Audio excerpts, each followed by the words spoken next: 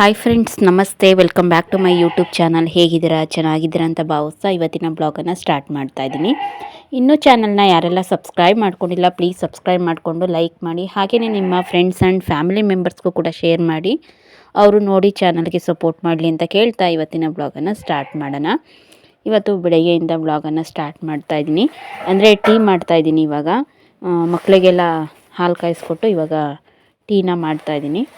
Tea ಕುಡಿಯೋಣ ಅಂತ ಅಂದ್ಬಿಟ್ಟು ಒಂದೊಂದು ಸಲ ಕಾಫಿ ಕುಡಿಬೇಕನ್ಸುತ್ತೆ, ಒಂದೊಂದು ಸಲ ಟೀ ಕುಡಿಬೇಕನ್ಸುತ್ತೆ. ಯಾವುದು ಸೆಟ್ ಆಗುತ್ತೆ ಮಾರ್ನಿಂಗ್ ಟೈಮಲ್ಲಿ ಅದನ್ನು ಮಾಡ್ತೀನಿ.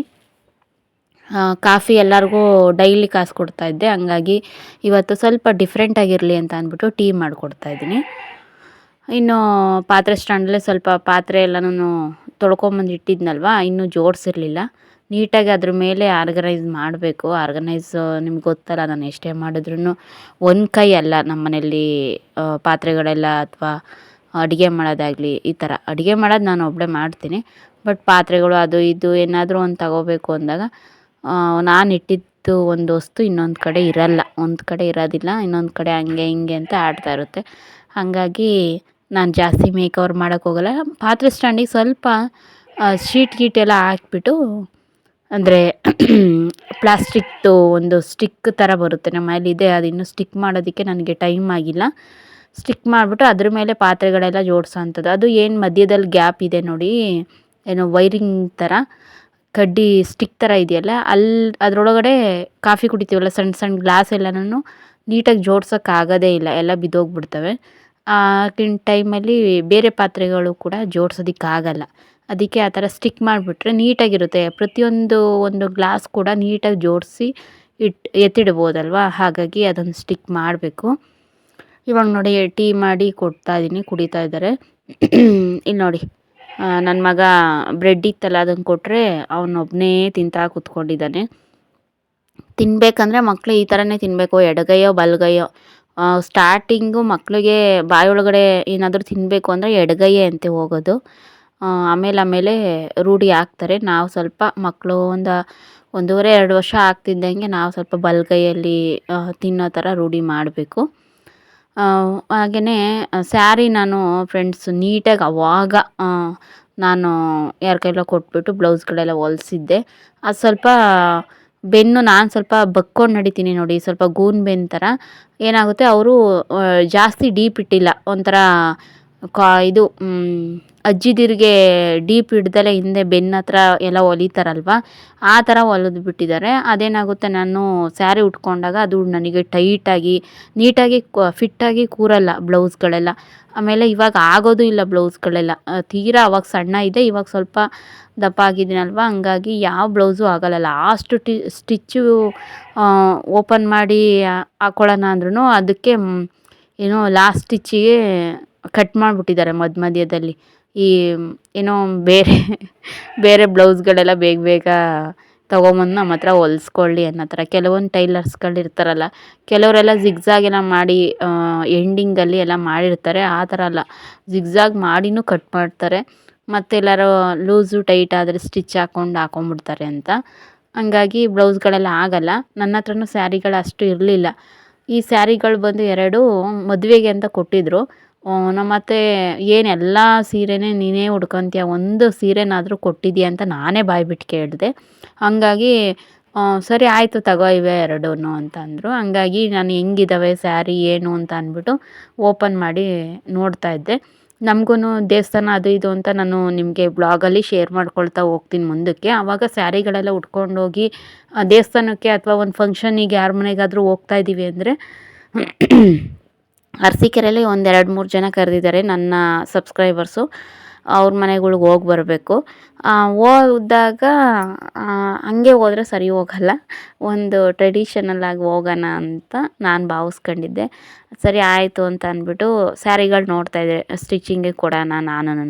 ನಾನು ಬಟ್ಟೆಗಳ ಬಗ್ಗೆ ಒಡವೆಗಳ ಬಗ್ಗೆ ನಾನು ತಲೆನೇ ಕೆಡ್ಸ್ಕೊಳಕ್ಕೆ ಹೋಗ್ತಾ ಇರಲಿಲ್ಲ. ನನಗೆ ಏನು ಮನೆ ಮಕ್ಕಳು ಸಂಸಾರ ಬರೀ ಇವಕ್ಕೇ ಹಾಕಬೇಕು, ಅಂದರೆ ಜವಾಬ್ದಾರಿ ಬಂದುಬಿಡ್ತು. ನಾನು ಮೊದಲಿಂದನೂ ಅಷ್ಟೇ ಬರೀ ನಾನೇ ಮಾಡಿದ್ದಾಗಿತ್ತೆ. ಅದಕ್ಕೆ ಇವಾಗ ಅಟ್ಲೀಸ್ಟು ಬೇರೆಯವ್ರಿಗೋಸ್ಕರ ಬದುಕಿದ್ದಾಗಿದೆ, ನನಗೋಸ್ಕರ ಇನ್ನು ಮುಂದೇನಾದರೂ ನನಗೋಸ್ಕರ ನಾನು ಬದುಕಬೇಕು ಅನ್ನೋ ಥರ ಫೀಲ್ ಬಂದುಬಿಟ್ಟಿದೆ.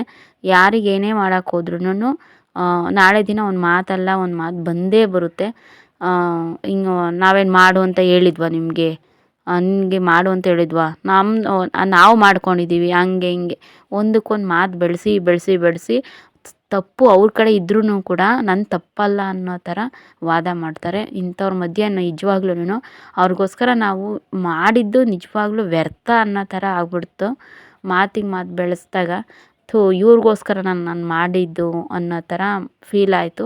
ಹಂಗಾಗಿ ಇನ್ನು ಮುಂದೇನಾದರೂ ನನಗೆ ನನ್ನ ಮಕ್ಳಿಗೋಸ್ಕರ ನಾನು ಬದುಕಬೇಕು, ಇನ್ನೊಬ್ರಿಗೋಸ್ಕರ ಬೇಡ ಅಂತ ಅಂದ್ಬಿಟ್ಟು ಡಿಸೈಡ್ ಮಾಡಿಬಿಟ್ಟಿದ್ದೀನಿ. ಹಾಗಾಗಿ ಇನ್ನು ಮುಂದಕ್ಕೆ ಬ್ಲಾಗ್ ಮಾಡ್ಕೊತಾ ಹೋಗ್ತೀನಿ. ಎಷ್ಟೋ ಜನ ಹೇಳಿರಿ ಬ್ಲಾಗ್ ಮಾಡ್ಕೊಂಡೋಗಿ ಅಂತ. ನಾನು ತಲೆಗೆ ಹಾಕ್ಕೊತಾ ಇರಲಿಲ್ಲ. ನೋಡೋಣ ಇನ್ನು ಮುಂದಕ್ಕೆ ನನಗೋಸ್ಕರನಾದರೂ ಇನ್ನು ಮುಂದೆ ಬದುಕೋಣ ಅಷ್ಟೆ. ಹಾಗೆಯೇ ನುಗ್ಗೆ ಸೊಪ್ಪು ಮೇಲಿತ್ತಲ್ಲ ಮರದ ಮೇಲೆ, ಹಂಗಾಗಿ ಅದನ್ನು ಸ್ವಲ್ಪ ಜವಣಿಗೆಯಲ್ಲಿ ಕೀಳಿಸ್ಕೊಂಡು ಇವಾಗೆಲ್ಲ ಬಿಡಿಸಿ ಸ್ವಲ್ಪ ನೀಟಾಗಿ ಹಂಗೇನೆ ಚಿಗುರು ಎಲೆಗಳಾದರೆ ತೊಳೆಯೋದೇನು ಬೇಡ.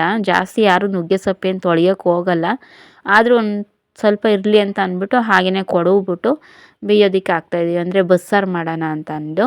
ಇಲ್ಲಿ ನೋಡಿ ಹಾಗೆಯೇ ತೊಳೆಯೋಕ್ಕೇನು ಹೋಗಿಲ್ಲ, ಹಾಗೆಯೇ ಚಿಗುರು ಅಲ್ವಾ, ನೆಲಕ್ಕೇನು ಬಿದ್ದಿರಲಿಲ್ಲ. ಡೈರೆಕ್ಟು ಮರದಿಂದ ಕಿತ್ಕೊಂಡು ಹಾಗೆಯೇ ಹಾಕ್ತಾ ಇರೋದು. ಟೊಮೊಟೊ, ಬೇಳೆ, ಹಾಗೆಯೇ ಸೊಪ್ಪು ಕೂಡ ಬೇಯೋಕ್ಕೆ ಹಾಕ್ತಾಯಿದ್ದೀನಿ, ಸ್ವಲ್ಪ ಉಪ್ಪು ಹಾಕ್ಬಿಟ್ಟು. ಚೆನ್ನಾಗಿರುತ್ತೆ ನುಗ್ಗೆ ಸೊಪ್ಪಿಂದು ಸಾಂಬಾರು, ಬಸ್ಸಾರು. ಆಮೇಲೆ ಉಪ್ಸಾರು ಅಂತ ಹೇಳ್ತಾರಲ್ಲ, ಅದು ಕೂಡ ಚೆನ್ನಾಗಿರುತ್ತೆ. ಉಪ್ಸಾರು ನಾನು ಅಷ್ಟಾಗಿ ಮಾಡಲ್ಲ, ಬರೀ ಬಸ್ಸಾರು ಮಾಡ್ತೀನಿ, ತುಂಬ ಚೆನ್ನಾಗಿರುತ್ತೆ. ನೋಡಿ ಇನ್ನೊಂದು ಸ್ವಲ್ಪ ನೀರು ಹಾಕ್ತಾಯಿದ್ದೀನಿ, ಸ್ವಲ್ಪ ಕ್ವಾಂಟಿಟಿ ಜಾಸ್ತಿ ಇರಲಿ ಅಂತ. ಕೆಳಗಡೆ ಬೇಳೆ ಬೇರೆ ಹಾಕಿದ್ದೀನಲ್ಲ, ಹಂಗಾಗಿ ತೀರಾ ನೀರು ಕಮ್ಮಿ ಆಗಿಬಿಟ್ರೆ ಅಷ್ಟು ಚೆನ್ನಾಗಿರಲ್ಲ. ನಾವು ಬಸ್ಸಾರು ನೀರಿಗಿಂತ ಬೇರೆ ನೀರು ಹಾಕ್ಕೊತೀವಿ ನೋಡಿ, ಆವಾಗ ಅಷ್ಟು ಟೇಸ್ಟ್ ಬರಲ್ಲ ಬಸ್ಸಾರು. ನಾವು ಏನು ಬೇಯಿಸ್ಕೊಂಡಿರ್ತೀವಿ ಸೊಪ್ಪು ಬೇಳೆನ, ಅದೇ ನೀರನ್ನು ಹಾಕಬೇಕಾಗಿರುತ್ತೆ. ಇವಾಗ ಸ್ವಲ್ಪ ಉಪ್ಪೆಲ್ಲ ಹಾಕ್ಬಿಟ್ಟು ಲಿಡ್ ಕ್ಲೋಸ್ ಮಾಡ್ತಾಯಿದ್ದೀನಿ. ಬಸ್ಸಾರು ಮಾಡಿ ಸುಮಾರು ದಿನ ಆಗ್ತಾ ಇರುತ್ತಲ್ವ, ಹಂಗಾಗಿ ಯಾವಾಗಲಾದರೂ ಒಂದೊಂದು ಸಲ ಇಲ್ಲಿ ಹಳ್ಳಿ ಸೈಡ್ ಏನು ಸಾಂಬಾರು ಏನು ಅಡುಗೆ ಅಂತ ಹೇಳ್ತಾರಲ್ಲ, ಅವಾಗ ನಮ್ಮ ಮನೇಲಿ ಬಸ್ಸಾರು ಅಂದಾಗ ನಾನು ಒಂಚೂರು ಬಸ್ಸಾರು ಮಾಡ್ಕೋಬೇಕಾಗಿತ್ತು, ಮುದ್ದೆ ಮಾಡ್ಕೊಂಡು ತಿನ್ನಬೇಕಾಗಿತ್ತು ಅನ್ನೋ ಥರ ಆಗ್ತಾಯಿರುತ್ತೆ. ಅದಕ್ಕೆ ಒಂದೊಂದು ಟೈಮ್ ಯಾವಾಗಲಾದರೂ ವಾರಕ್ಕೆ 15 ದಿನಕ್ಕೆ ಒಂದೊಂದು ಸಲ ಬಸ್ಸಾರು ಮಾಡೋದು. ಅಂದರೆ ಇಲ್ಲಿ ಏನೇ ಒಂದು ತರಬೇಕು ಅಂದ್ರೂ ಅರಸೀಕೆರೆಗೆ ಹೋಗೇ ತರಬೇಕು ಫ್ರೆಂಡ್ಸ್. ಹಾಗಾಗಿ ಒಂಥರ ಹಿಂಸೆ.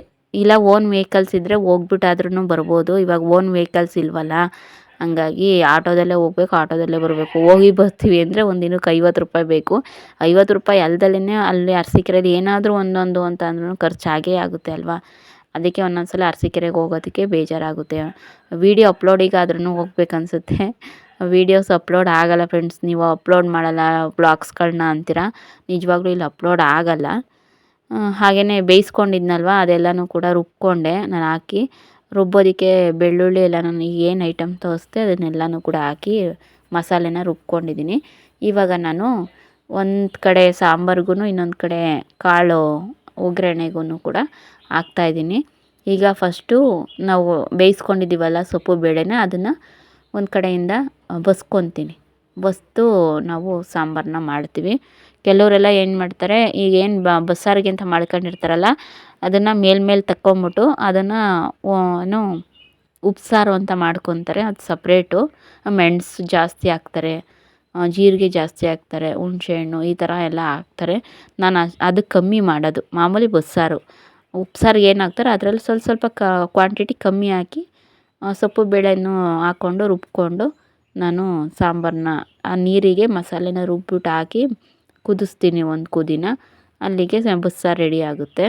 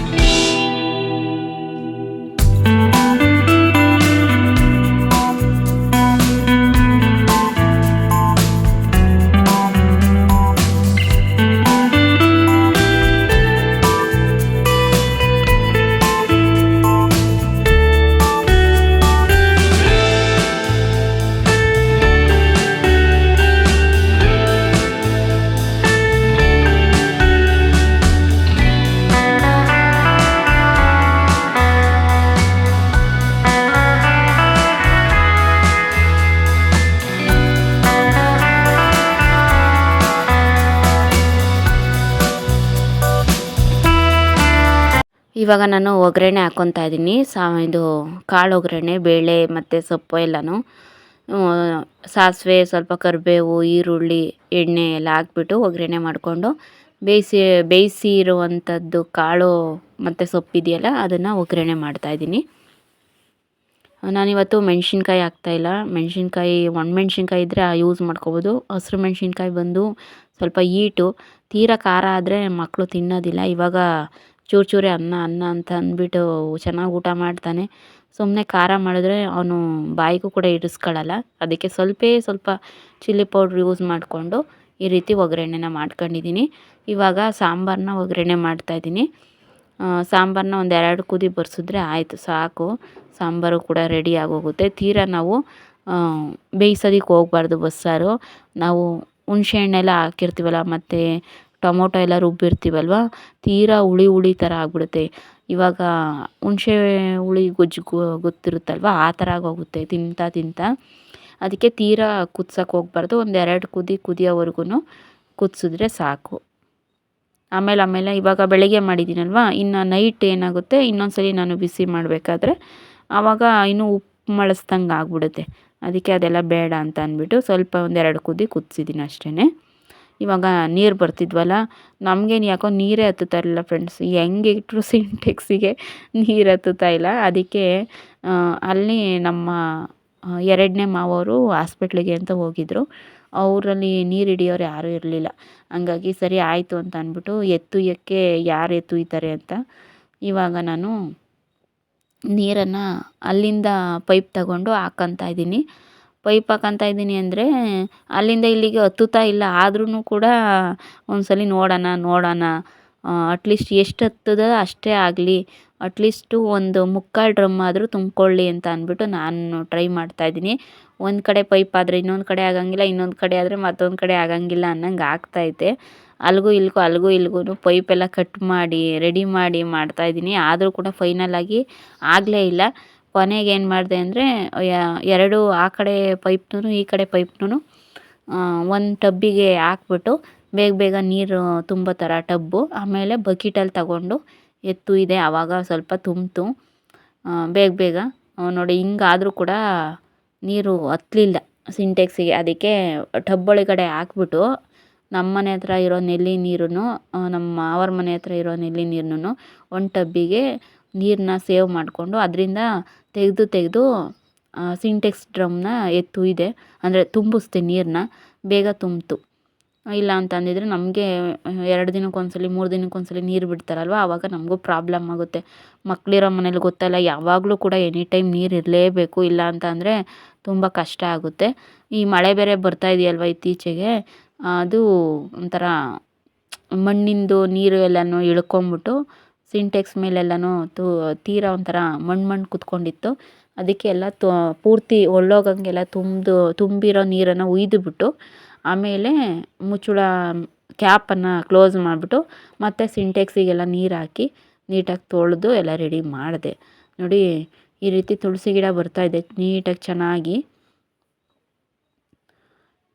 ಅದ್ರ ಮೇಲೆ ಏನಿದೆ ಒಣಗಿರೋ ಥರ ತುಳಸಿ ಗಿಡದ ಹೂವು ಬರುತ್ತಲ್ಲ, ಆ ಹೂವೆಲ್ಲನೂ ನಾವು ಜಿಂಟಾಕಬೇಕು. ಇವಾಗ ಏನದು ದಾಳಿಂಬೆ ಹಣ್ಣು ಬರುತ್ತಲ್ಲ, ಅದರಲ್ಲಿ ಹೂವೆಲ್ಲ ಜಿಂಟಾಕ್ತಾ ಇರ್ತಾರೆ. ಯಾಕಂತಂದರೆ ಹೂವೆಲ್ಲ ಬಂದುಬಿಟ್ರೆ ಕಾಯಿ ಅಷ್ಟು ನೀಟಾಗಿ ಬಿಡೋದಿಲ್ಲ, ದಪ್ಪ ಆಗೋದಿಲ್ಲ, ನಮಗೆ ಇಳುವರಿ ಚೆನ್ನಾಗಿ ಆಗೋದಿಲ್ಲ ಅಂತ ಅಂದ್ಬಿಟ್ಟು ಹೇಳ್ತಾರೆ.